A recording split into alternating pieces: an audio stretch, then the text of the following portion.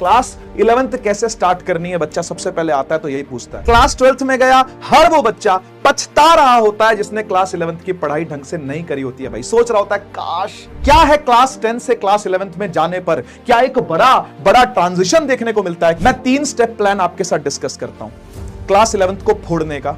आपने कहावत तो जरूर सुनी होगी कि क्लास 11th की रिपोर्ट कार्ड अरे कहीं काम नहीं आती यार, लेकिन कोई आपको बहका रहा है, वो आपको सच नहीं बता रहा है कि क्लास 12th के अंदर क्लास 11th की कितनी याद आती है। इसलिए क्लास 11th बहुत जरूरी है क्योंकि क्लास 12th में गया हर वो बच्चा पछता रहा होता है जिसने क्लास 11th की पढ़ाई ढंग से नहीं करी होती है। भाई सोच रहा होता है काश मैंने क्लास 11th की पढ़ाई ढंग से कर ली होती यार, तो मुझे क्लास 12th भी समझ में आने लगती।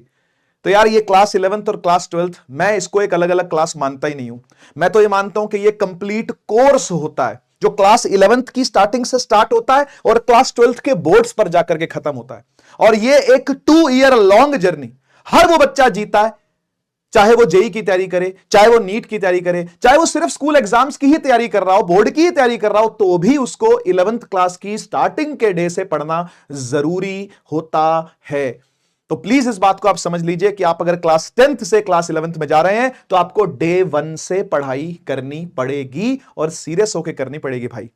तो क्लास 10th वाला मामला नहीं चलेगा। क्लास 10th में क्या था, पढ़े नहीं पढ़े तो बाद में देख लेंगे, मैराथन्स देख लेंगे, लास्ट एंड के सेशंस जो आते हैं रिवीजन वाले 10 दिन पहले स्टार्ट कर देंगे पढ़ना, 7 दिन पहले स्टार्ट कर देंगे पढ़ना। इस तरीके से पढ़ाई क्लास 11th और 12th में नहीं होती है।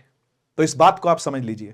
क्या है क्लास 10 से क्लास 11th में जाने पर क्या एक बड़ा ट्रांजिशन देखने को मिलता है? क्या बिल्कुल एक बड़ा ट्रांजिशन देखने को मिलता है। यह ट्रांजिशन उस ट्रांजिशन के मुकाबले बहुत बड़ा होता है जो कभी आपको क्लास 8 से 9th में जाते हुए मिला था। उससे बहुत बड़ा ट्रांजिशन, बहुत बड़ा जंप आपको देखने को मिलता है। क्लास 10th के अंदर पढ़ाई होती है ज्यादातर रट्टे वाली, रोट लर्निंग ज्यादा होती है, एप्लीकेशन मात्र 30% होती है। लेकिन आप जैसे ही क्लास 11th के अंदर जाते हो, 12th के अंदर जाते हो, बहुत ही कम रोट लर्निंग होती है, मात्र 10%। 90% सवाल जो आएंगे वो एप्लीकेशन बेस्ड ही आएंगे।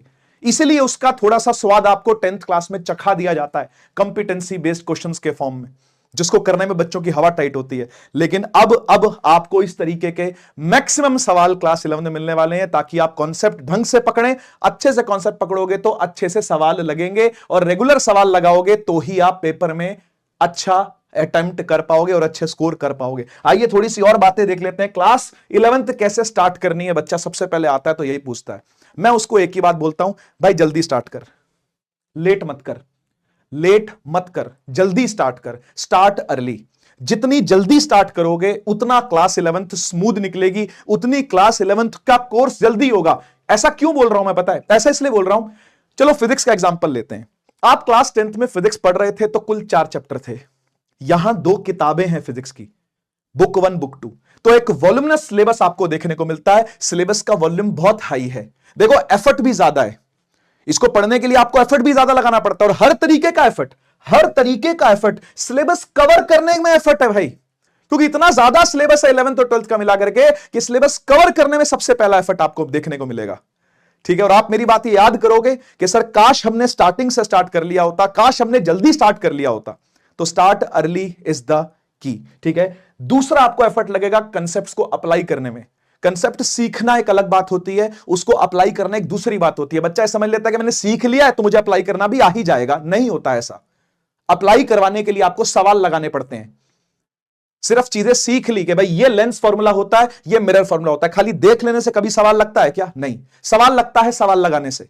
इस बात को आप समझ लीजिएगा। तो कंसेप्ट को सीखना एक अलग मैटर है, उसको अप्लाई करना एक दूसरी बात है। वो सवालों की प्रैक्टिस से ही होता है। तीसरा एफर्ट आपको जो लगता है वो फिजिकल और मेंटल दोनों प्रकार की एंड्योरेंस लगती है इसके अंदर।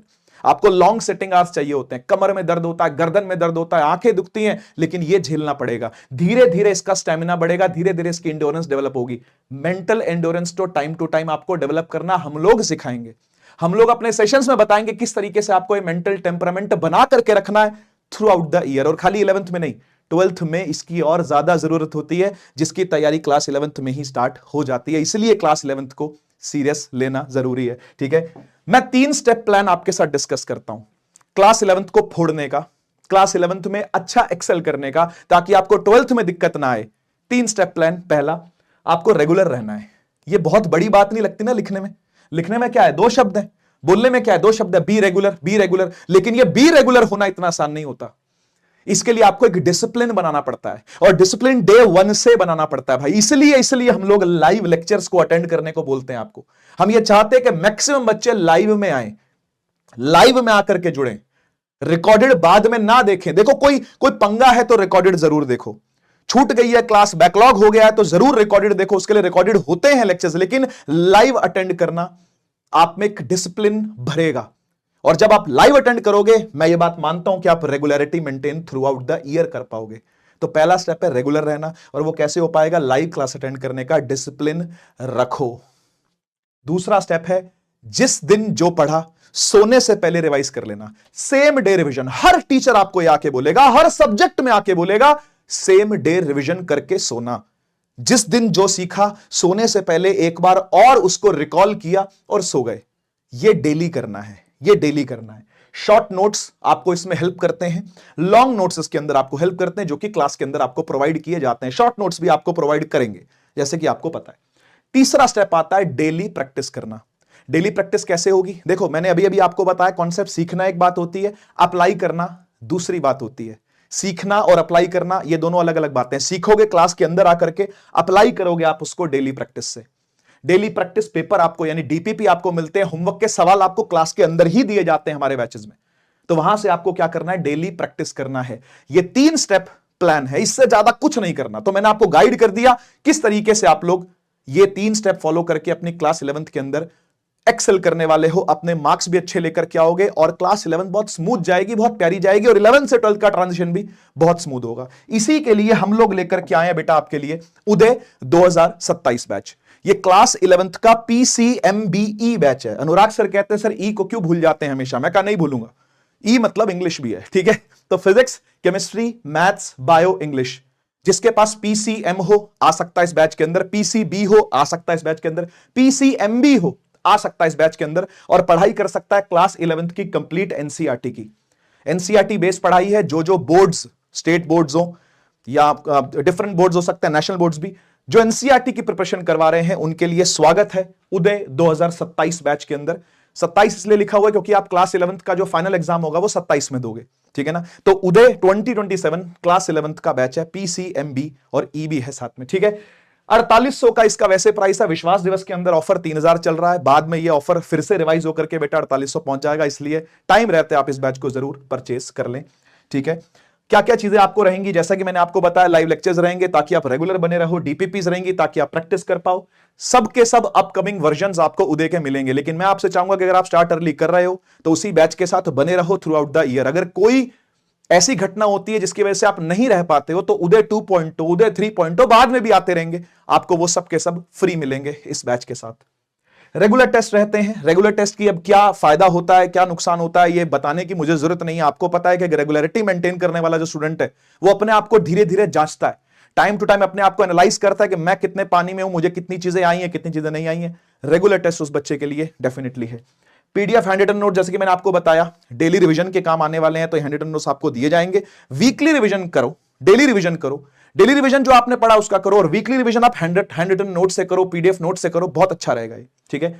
लाइव डाउट के सॉल्यूशंस रहेंगे, इसके भी सेक्शंस रहेंगे। AI बेस्ड एक टूल है जो कि आपको दिया जाएगा, जहां पर आप अपने डाउट्स भी पूछ सकते हो। ऑफर वैलिड है बेटा 10 मार्च तक, तो 10 मार्च तक जितना जल्दी हो सके आप इसको अवेल करो, ठीक है, क्योंकि बहुत दूर नहीं है अब ये 10 मार्च। तो इसलिए मैं आप सभी का स्वागत करूंगा क्लास 11th के अंदर, और हमारे साथ उदय बैच की तैयारी आप हमारे साथ जुड़ करके उदय बैच में कर सकते हैं। क्लास 11th कंप्लीट तैयारी हम पे छोड़ दो, हम टीचर्स पर छोड़ दो, हम देख लेंगे। बस आपको हमें 100% फॉलो करना है, 100% फॉलो करना है, इससे ज्यादा आपसे और कुछ नहीं चाहिए। मिलते हैं बैच के अंदर उदय 2027 में।